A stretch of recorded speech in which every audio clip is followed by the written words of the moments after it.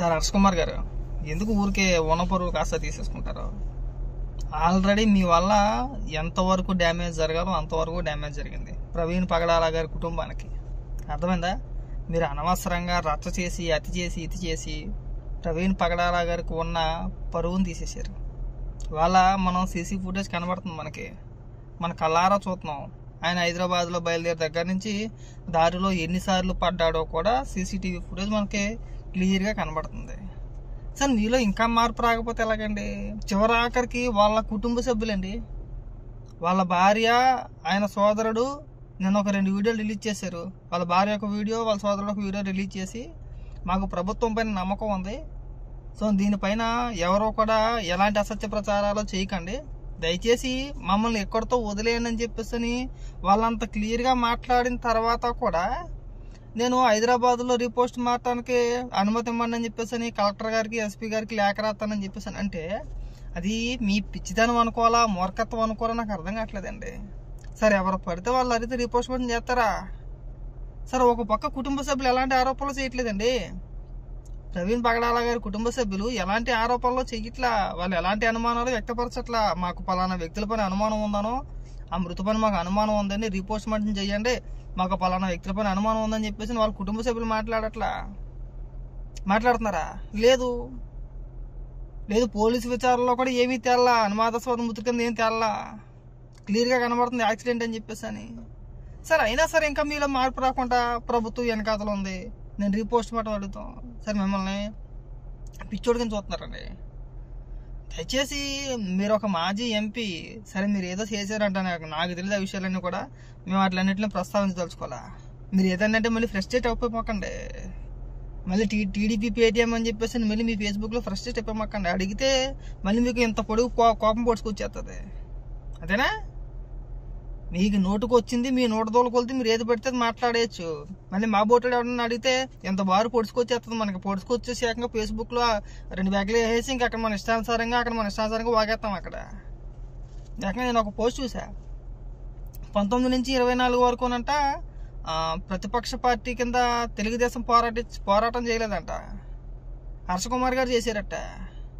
మరి పోటీ చేయకపోయావా? ప్రధాన ప్రతిపక్షం నువ్వే కదా, పోటీ చేయకపోయావా? ఎందుకు పోటీ చేయలేదు? కానీ ఎందుకు పోటీ చేయలేదు? మనం చెప్పుకోవడానికంటే సిగ్గుండాలిగా. ఎంతసేపు కూడా మతాల మధ్యన చిచ్చు పెట్టాలి, కులాల మధ్యన చిచ్చు పెట్టాలి, ప్రాంతాల మధ్యన చిచ్చు పెట్టాలి, వాళ్ళని తాకలెట్టాలి, వీళ్ళని తాకలెట్టాలి. ఆడ బెన్నిలింగం ఎవడో ఉంటాడు, ఆడ గుడివాడు ఎక్కడో ప్రాస్టర్ ఇంకా ఊచకోత కోసేస్తావు అంటాడు. ఎవరు నువ్వు, ఎవరిని కోసేస్తావో, ఎక్కడి నుంచి తెప్పిస్తావు జనాన్ని? ఎంత అల్లాటప్పగా కనబడుతున్నారా జనాలు అందరూ కూడా? నువ్వు ఎవరిని కోసేస్తావో నాకు అర్థం కావట్లే. ఇలా రెచ్చగొడితే మీరు రెచ్చిపోతారా? ఈ మన హర్ష కుమార్ గారు ఒకరు, తర్వాత అజయ్ బాబు అని చెప్పిన ఒక పాస్టరు, తర్వాత బెన్నీ లింగం అని ఉంటాడు ఆడొకడు, ఇంకో 2-3 పాస్టర్లు ఎవరో ఉన్నారు. వీళ్ళు ఓవరాక్షన్ కాదు, ఎవరిని తగలెట్టేస్తారండి, ఎవరిని ఊచకొత్తకొస్తారండి, ఎవరిని ఎందుకున్నా? ఏంటి మీరా హైదరాబాద్ నుంచి ఇతర రాష్ట్రాల నుంచి సైన్యాన్ని తీసుకొచ్చేస్తారా? మీరు తీసుకొచ్చేస్తే పోలీసులు ప్రభుత్వం చూస్తూ ఉంటుందా? ఏమంటే వ్యవస్థలు చూస్తూ ఉంటాయి, మీరు తీసుకొచ్చే తక్కన జనాన్ని ఇక్కడ ఊచకొత్తకొస్తారా మీరు? అంటే యుద్ధానికైనా సిద్ధమే, దేనికి సిద్ధం? ఏమండి యాక్సిడెంట్ని హత్య అని చెప్పేసి చిత్రీకరించి మీరు ప్రచారం చేసేసి మీరు మతాల మధ్యన విద్వేషాలు రెచ్చగొట్టేసి మీరు ఊచకొత్తకొస్తారా? మీరు ఊచకొత్తకొస్తే ఇక్కడ చూస్తూ కూర్చుంటారా? ఎంతసేపు కూడా మీరు హర్ష్ కుమార్ గారికి చెప్తున్నాను నేను, మీరు ఒక ప్రజాప్రతినిధి, మాజీ ఎంపీ, మీరు ఎంత హుందాగా ప్రవర్తించాలనుకుంటున్నారో. ఒక విషయం పైన మనకి ఎలాంటి క్లారిటీ లేకుండా మన ఇష్టానుసారంగా మనం స్టేట్మెంట్ ఇచ్చకూడదండి. పైగా స్టార్టింగ్లో ఏమని చెప్పాడు అనుకుంటున్నారు? అసలు ప్రవీణ్ పగడాల అనే వ్యక్తి ఎవరో నాకు తెలియదు, నేను ఎప్పుడు చూడలేదు, నేను ఎప్పుడు వినలేదు. అలాంటిది వాళ్ళ ఆయన బాడీ లాంగ్వేజ్ ఎలా ఉంటుంది, అసలు ఒకడు అంటాడు హైదరాబాద్ నుంచి వచ్చింది ఆయన కాదంటాడు. ఒక మేడం ఉంది, ఆవిడ పేరు ఏదో ఉంటుంది, సంథింగ్ పేరు, మరీ విచిత్రం. సార్ మీ ఇంటెన్షన్ ఏంటి అసలు నాకు అర్థం కావట్లా. ఇప్పుడు హిందువుల మధ్యన క్రైస్తవుల మధ్యన చిచ్చు పెట్టాలి, అంతేనా మీ ఎజెండా? అదే కదా. ఎంతసేపు మీరు బాగానే ఉంటారండి, మీరు ఫేస్బుక్లో రెచ్చగొట్టేసి లేదంటే పెద్ద పెద్ద స్టేట్మెంట్ ఇచ్చేసి బాగానే ఉంటారండి, కిందన కొట్టుకు సత్తారండి. రేపు పొద్దున ఇలాంటిది ఎవరికి జరిగినా సరే నమ్మే పరిస్థితి ఉండదు. అప్పుడే కొంతమంది రకరకాల కామెంట్లు చేస్తున్నారు, అవన్నీ నేను ఇక్కడ ప్రస్తావించను కూడా. ఫస్ట్ క్లారిటీగా తెలుసుకోవాల్సింది ఏంటి, వాళ్ళ కుటుంబ సభ్యులకి ఎలాంటి అనుమానాలు లేవు, వాళ్ళు ఒక క్లారిటీతో ఉన్నారు. సో జరిగింది ఇది, ఇలా జరిగింది, సీసీటీవీ ఫుటేజ్ కనబడుతుంది, ఆ ఫుటేజ్లో ఉన్నది ప్రవీణ్ గారా కాదా అనేది సొంత సోదరుడికి భార్య కంటే మీకు ఎక్కువ తెలుసా? ఏమండి వాళ్ళు చూస్తే చెప్పలేరా? నేను సీసీ ఫుటేజ్ చూడలేదు, మీరు చూసారా? ఇంచుమించు అయినా దారి పొడిగిన 3 సార్లు పడిపోయాడు ఆయన. ఒకసారి కాదు, 2 సార్లు కాదు, 3 సార్లు పడ్డాడు ఆయన. 4వ సారి కొవ్వూరులో జరిగిన యాక్సిడెంట్ అది. ఒకసారి చూడండి వెళ్ళి, నేను చెప్పేది కాదు కదా. ఆయన ఎక్కడెక్కడ మద్యం కొన్నాడో, ఎప్పుడెప్పుడు కొన్నాడో, ఏ టైంలో కొన్నాడో, మద్యం కొంటే తాగినట్ట అని చెప్పేసి ఒక మేధావి అంటాడు. మరి దేనికి కొన్నాడు మద్యం?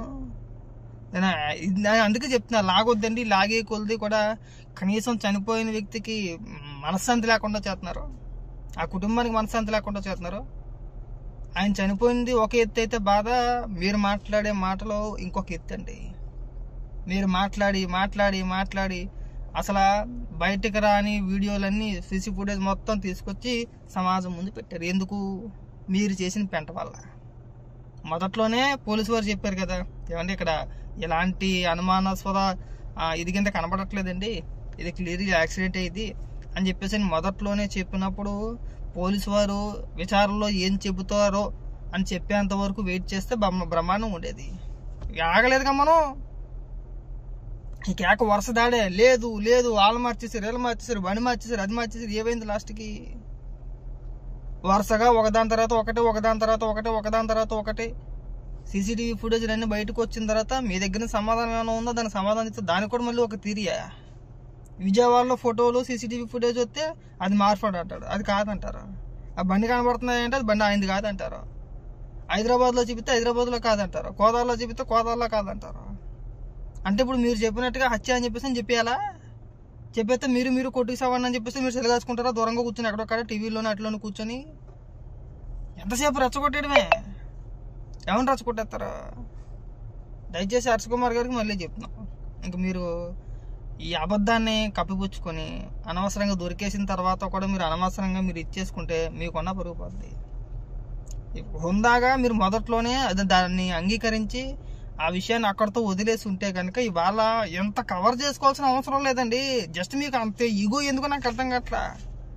ఇప్పుడు మీరు ఒక తప్పుడు స్టేట్మెంట్ ఇచ్చారు, తర్వాత తప్పని తేలింది. తప్పని తేలినప్పుడు అవునండి అందరూ మాట్లాడిందే, నేను మాట్లాడాను, ఇందులో నేను చూసింది లేదు చేసింది ఎవరు అని చెప్పేసి అంటే అయిపోయేది. మళ్ళీ దాన్ని సాగదీసావు, నేను వెళ్ళిపోతాను, బండి వేసుకుని వెళ్ళిపోతాను, నేను కూడా పడిపోతాను, కెమెరాలు పట్టుకుంటారండి, ప్రస్తుతం వెళ్తాను నేనని చెప్పేసి మళ్ళీ ఒక పెచ్చడు వాగుడి వాగి అక్కడికి వెళ్ళి పెద్ద అడావిడి చేసావు కదా. ఇలా ఆ కుటుంబం పరువు తీసేస్తాను మొదటి కారణం నువ్వు కాదా? ఇవాళ ఏమని మాట్లాడతాడంటే కుటుంబ సభ్యులు ఒక స్టేట్మెంట్ ఇచ్చారు ఆల్రెడీ, మాకు ప్రభుత్వం పైన నమ్మకం ఉంది, మాకు విచారణలో ఎలాంటి లోపం కనిపించట్లేదు, సో దయచేసి ఎక్కడితో వదిలేసాను అని చెప్పేసి వాళ్ళు ఒక పక్క దండం పెట్టి వేడుకుంటుంటే మళ్ళీ నేను ఎస్పీ గారికి కలెక్టర్ గారికి లేఖ రాసాను, హైదరాబాద్లో రీపోస్ట్ మార్టం చేయాలి, ఎన్ఓసి ఇచ్చానని చెప్పేసి నువ్వు ఆగుతున్నావు. మిమ్మల్ని ఏమన్నారో నాకైతే అర్థం కావట్లా. దిగజారిపోమాకండి, వద్దు వదిలేయండి, మత రాజకీయాలు చేయమాకండి. నిజంగా మీలాంటి వ్యక్తులు ప్రస్తుతంలో రాజకీయాల్లో లేనందుకు ఒకందుకు సంతోషపడుతున్నాం మేమైతే కనుక. దయచేసి ఇంక ఈ అపాభాయ కవర్లు ఇంకెప్పుడు చెప్పమాకండి.